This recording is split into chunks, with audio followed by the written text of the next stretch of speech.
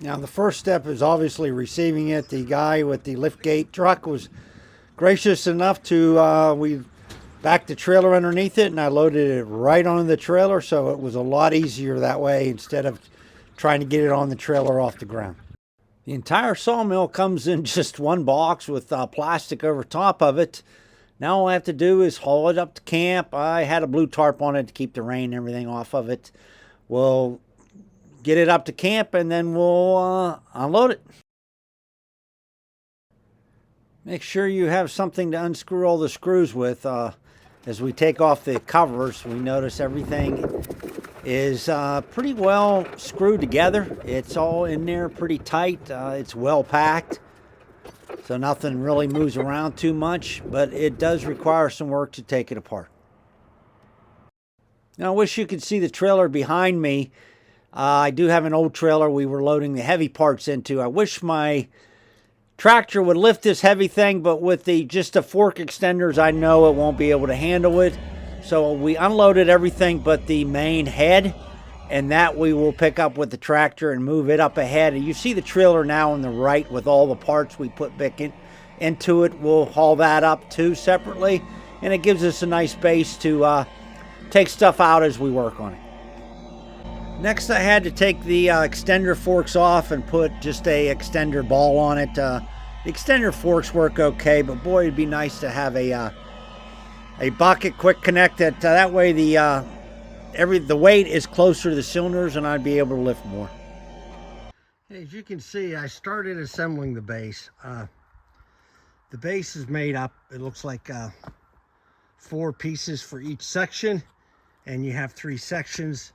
Now, according to the instructions, those little notches you see right there, they have to paint, or they face the cutting direction. So that's what I did there.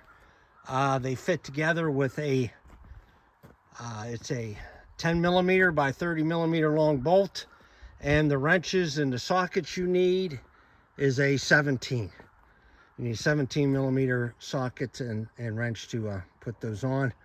I'm not tightening them up all the way to begin with. I am just putting them together. The base is easy to put together compared to the rest of it. Make sure you get the direction you want on it and pointing the right way. Unfortunately, you got to make sure the discharge is on the side you want to. I actually had to change my direction because of where I wanted my discharge.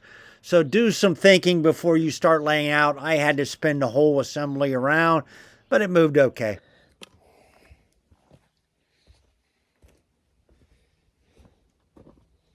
I'm getting ready to put the last connection in here between the 3 sections. You see, I'm getting my bolts ready. They're all required.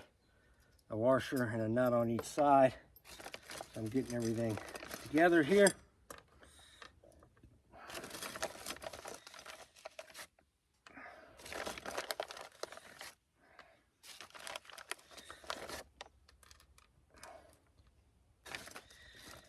And 5. Now here's the 2 pieces. I'm going to show you this. This is one piece. As you see, the top here got a little bit of a slit, so you can get it in there. It goes in and you just pop it in. It falls right down into place. And the other section is this splice plate, which fits on the side. You see it already has the big square holes here. Fits in like this. You guys will see the bolts coming through here, and everything gets a washer and a nut.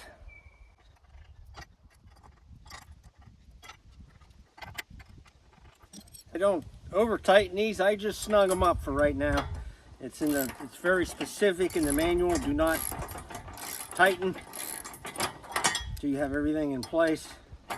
Now, unfortunately, the weather was not very kind to me. I had a hard time recording because of the weather, so I had to skip a lot of the steps, but I'll show you all, and I'll actually give you a lowdown and a picture of every problem area that I had towards the end of this video. I'm just going to give you a few quick pictures right now, but I will explain everything here at the end to give you an idea on where I had my problems. Also, there is a good video on the Woodmizer website on this. I'll put a link in the description just so you can use it. I did use it entirely for the adjustment of the saw blade itself because I just had a heck of a time trying to follow the instructions. The only odd thing is the video did not follow the instructions they give you for assembly. Hey, old man with the plan here, I'm going to give you a rundown of some of the problems I've had so far with putting this sawmill together. I'll show you the pictures. These are the bottom rollers that roll along the rail. I entered a picture. You can see what they give you to put it together. There are no part numbers, although the bag of bolts and some of the screws is labeled by the let me get it so I can show you. All the bags are labeled. This one is labeled by mass base, which is these right here, which have the rollers in them. I'm going to show you the rollers, and I will put this picture on. This is the instructions and what I had to do. These bearings, the parts are not listed. Although there's 4 bearings with this, these are the only ones to fit. They were fairly easy to figure out. These other ones, there's 8 of these bearings, so I'm hoping I have the right ones. What I had to do is I had to go into the replacement parts manual. I looked at the horizontal bearing assembly here, and here I got a part number for it. I was able to match the part number to the bag. So I will show you these here too. You can see there's the part numbers, and here's the bag that showed me that I had the right bearing. If you look in the manual to put it together, it only shows them putting 1 on right here. Now, I don't know whether I need to put 1 on or all 4 of them in. I'm guessing you need to put all 4 of them in. I went ahead and did that. I can take them out as I set this on if need be. So right here is the unit itself. Now, this is all together. I did even put the covers on. Here's the wiper for the top, and I did take 1 cover off so you can see one of the roller bearings. And here's the horizontal bearings I was talking about. They obviously hold it kind of on, so hopefully everything's in the right direction here. These bearings obviously hold it on so it doesn't go back and forth, so it doesn't travel like this. So these will have to be tight. As you see, there is an adjustment slot in there for them. Other than that, it was okay. All the bolts have been here so far. I will show you some other areas I have up there that I put together. Now, putting this all together has been a little bit of a challenge to me. I'm down here working on my picnic table for these because I've had a lot of rain up here, and it's hard to get going with all the rain I've had. So I had to come down here yesterday because the rain was off and on. I didn't want to be up in the woods with my tools and everything. So I just brought them down here. These were able to carry down, and all the parts, and it gave me some time to figure it out. So let's go up to the unit itself. Now, the first thing I want to make you aware of when you're setting up the track, make sure you get the direction you want to cut right. I was more concerned with my loading, how I was going to load it, and where the sawdust goes, so I can use my Kubota to pick up the sawdust and clean up the mess. Unfortunately, I wanted it also to cut in this direction, but it doesn't always work that way because the sawdust, where the sawdust comes out, is on this side. So I put it up so I could cut this way, which means these are facing the opposite direction. Then I realized my loading and my sawdust collection would have been on the wrong side, so I had to flip the whole thing around. It's a good thing I didn't have it bolted yet. It wasn't too hard to flip. The thing goes together really well, really nice and tight fit, really good there. So we was able to just spin it on these 6x6 areas to get it where I wanted it. So it wasn't too bad to get it in the right direction.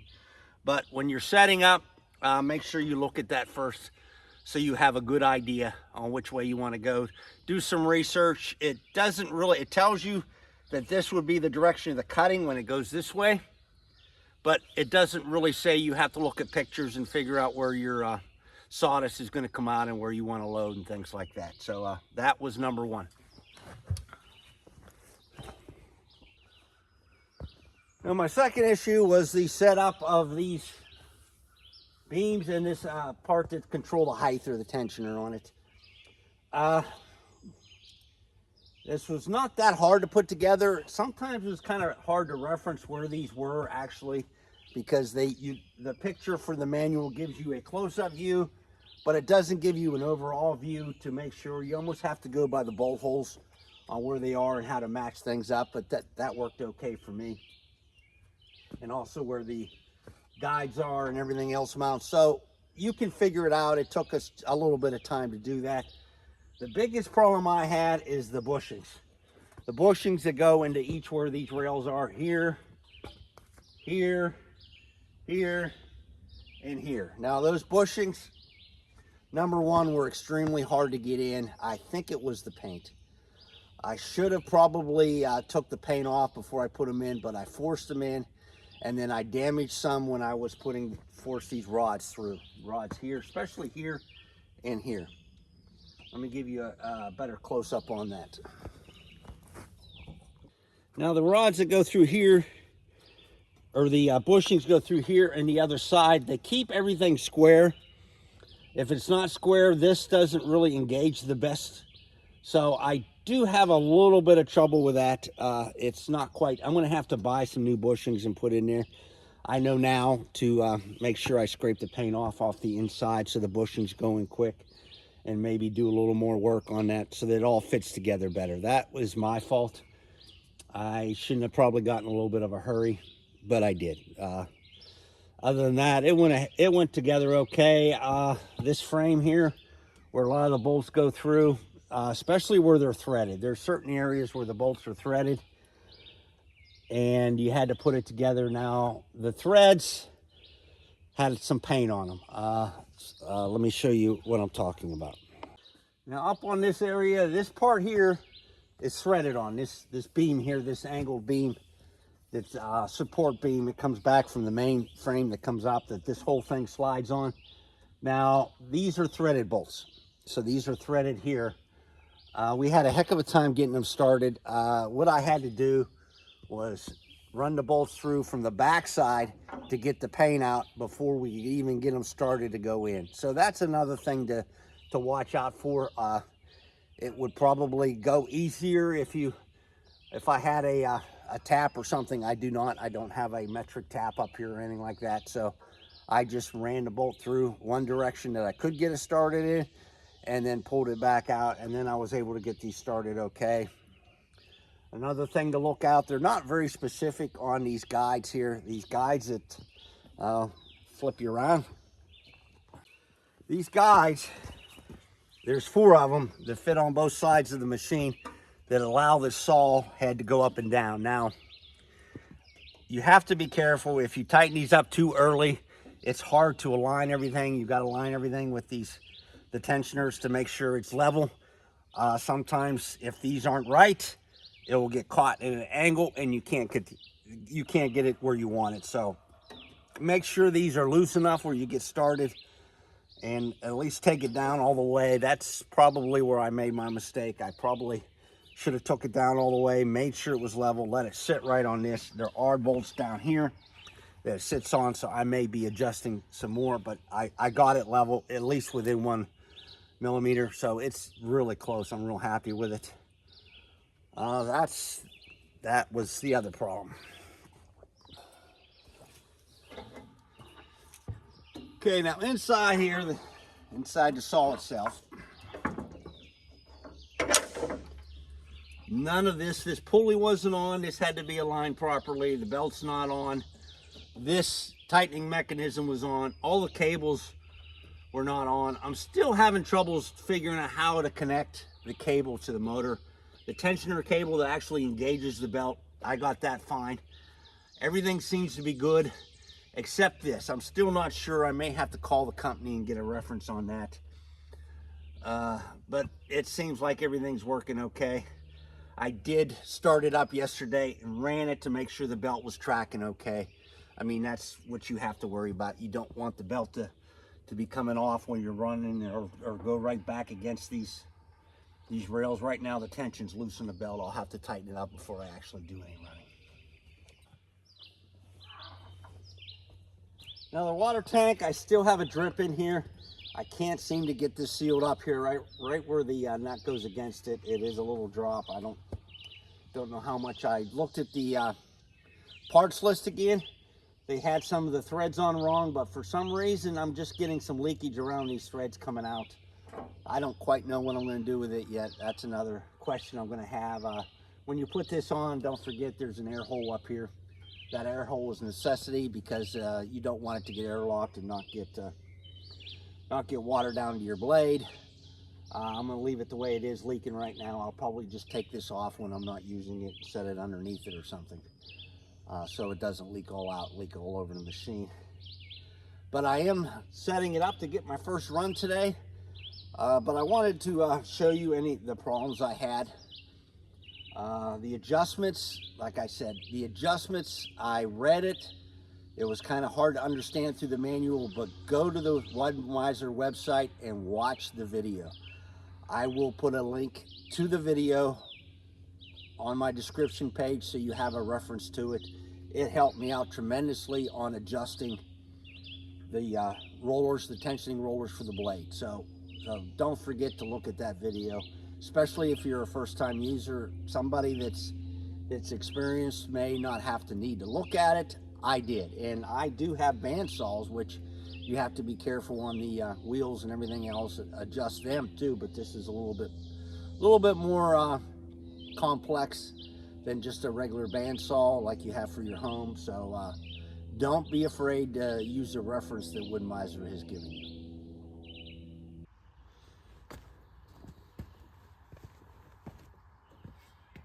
So I will be doing my first cut today, so kind of wish me luck. I hope everything works out okay. I don't have any issues. Like I said, this is my first time with a mill.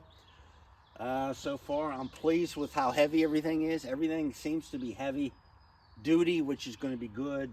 Engine started up first pull. Don't forget to put oil in it. It had no oil. I had to go out and buy some. Any comments, please let me know what you have found out. Maybe somebody's got a good way to stop that leak up there. I'm going to have to look at that leak on that water tank. That's not a big deal, but I'd like to get it stopped. Other than that, everything seems to be in order, and I'm going to start trying to figure out how to. I've watched a lot of videos on laying out the boards and stuff like that, so hopefully my following videos, if you have comments, can tell me a better way. Please, I am a beginner on this. I would like to learn more. I am going to saw wood. I'm going to start out with some 2x4s and probably some stickers and stuff. I need to get some stuff going. I want to redo that room that I started on quite a while ago, but I'm going to cut all my own wood. And I am also going to try to keep track on what I use, how much I use, what it would have cost me, so I can see if I can actually pay for this and actually make it worth my while. Now, up here in my homestead / camp, I have a lot of neighbors that seem to be very interested in this, so I'm gonna have to figure out ways to charge them and maybe help myself out a little bit, or maybe take part of the wood or something. I guess I'll have to figure out something. But this is the old man with the plan. I want to thank you for viewing. I want to thank you for subscribing. I want to thank you for your time. If you're not a subscriber, think about it. It's free, and you help an old man out. So once again, this is the old man with the plan. I'll see you later.